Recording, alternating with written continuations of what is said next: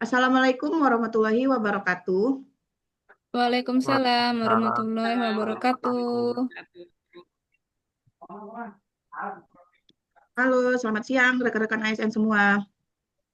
Selamat siang. Selamat siang. Selamat datang di diskusi interaktif kita hari ini yang bertajuk mengoptimalkan SIM ASN untuk smart governance yang lebih adaptif dan akuntabel. Perkenalkan, saya Prima selaku MC dari RSUD Jatisari dan saya akan memandu diskusi kita pada siang ini. Topik ini sangat relevan karena sekarang kita dihadapkan pada tantangan transformasi digital birokrasi. Sistem informasi manajemen ASN atau yang sering kita kenal dengan SIM ASN seharusnya menjadi tulang punggung dalam menciptakan birokrasi yang lincah, adaptif, dan berbasis data. Tapi seberapa optimal sih implementasinya? Sebelum kita mengulik lebih lanjut, di sini kita menghadirkan 3 narasumber. Ada Mbak Prihatini dari Sekretariat Daerah, ada Mas Faizin dari Satpol PP, dan Mbak Sofia dari Dinas Arsip dan Perpustakaan. Sebelum kita lanjut, dipersilahkan kepada ketiga narasumber kita untuk memperkenalkan diri terlebih dahulu. Kepada yang pertama mungkin kepada Mbak Prihatini, dipersilahkan Mbak.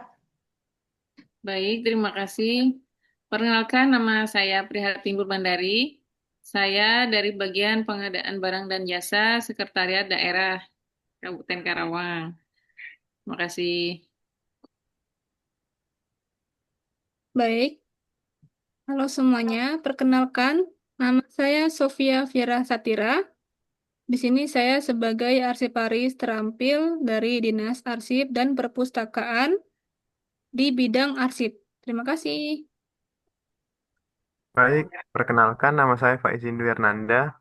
Saya dari Satuan Polisi Pamong Praja Kabupaten Karawang. Di sini saya di bidang operasi dan pengendalian masyarakat. Terima kasih.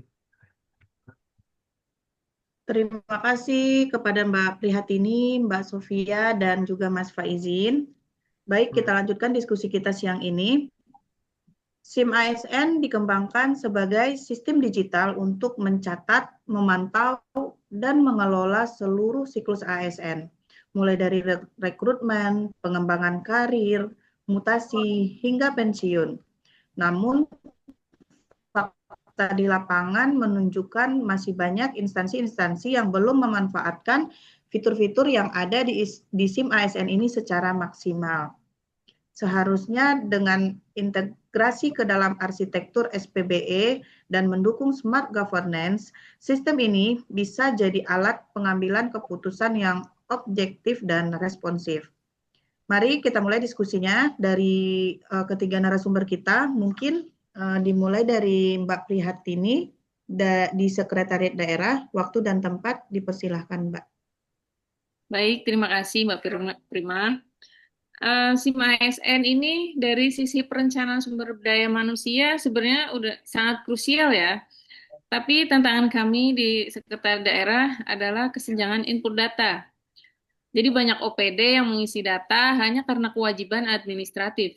Nah, padahal data tersebut kalau valid itu bisa jadi dasar analisis kebutuhan formasi, rotasi, bahkan penyusunan rencana kerja sumber daya manusia. Nah, masalah lainnya itu kadang tidak ada feedback dari pimpinan soal penggunaan data ini.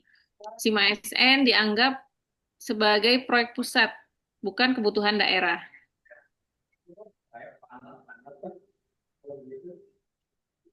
Pembahasan yang menarik dari Mbak Prihatini.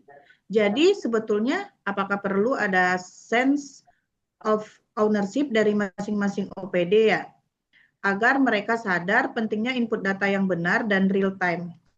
Apakah ada inisiatif dari Setda untuk membangun sinergi lintas OPD ini, Mbak? Iya, kami sedang merancang integrasi dengan e-office, dan SIMPE atau Sistem Informasi Manajemen Kepegawaian Daerah. Supaya semua data ASN bisa saling tarik dan tidak double input. Tapi ini ya butuh dukungan politik juga. Terima kasih. Kalau dari Satpol PP, tantangannya lebih ke arah data kompetensi personel tidak lengkap. Banyak anggota Satpol PP memiliki keahlian khusus, misalnya pelatihan penanganan kerusuhan, pertolongan pertama, atau penggunaan alat pemadam kebakaran. Tetapi, riwayat pelatihan dan sertifikasinya belum seluruhnya tercatat di SIM ASN. Maka, dampaknya, saat dibutuhkan personel dengan kompetensi tertentu, misal untuk pengamanan acara besar, pimpinan kesulitan melakukan petugasan cepat karena harus mengecek data manual. Oh, berarti seharusnya SIM ASN ini bisa mencatat data personel dengan kompetensi tertentu ya? Betul, bahkan kalau bisa, sistem ini terhubung ke talent pool ASN. Jadi, pengembangan karir tidak hanya berdasarkan senioritas, tapi juga berdasarkan kompetensi. Bukan tidak mungkin suatu saat ASN bisa mengajukan promosi berbasis portofolio digital yang diakui sistem. Oh, iya, iya. Betul. Jadi lebih lengkap ya, kan? Ya, idealnya sistem ini punya fitur tagging kompetensi teknis. Jadi kalau kita butuh 10 personel untuk pertolongan pertama, kita tinggal filter saja SIM ASN ke depan, jangan hanya jadi arsip, tapi jadi dashboard operasional. Iya, betul ya Kang ya. Karena kalau dari bagian kearsipan, yaitu masih adanya keterlambatan dan inkonsistensi input data pegawai. Jadi misalnya nih, tiap unit layanan arsip di berbagai kecamatan mengelola data secara berbeda. Nah, ada unit yang rutin memperbarui data di SIM-ASN, ada yang menunda. Sehingga terjadi ketidaksinkronan data pangkat, golongan, atau riwayat jabatan sehingga proses kenaikan pangkat atau mutasi pegawai jadi terhambat.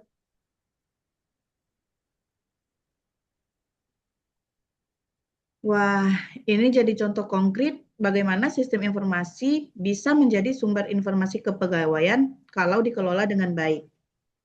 Benar, karena di Dinas Kearsipan perlu memastikan standar dan disiplin penginputan data yang seragam di seluruh unit kerja. Tanpa keseragaman dan ketepatan waktu, informasi kepegawaian menjadi tidak sinkron sehingga dapat menghambat proses administrasi penting seperti kenaikan pangkat, mutasi, dan perencanaan sumber daya manusia atau SDM.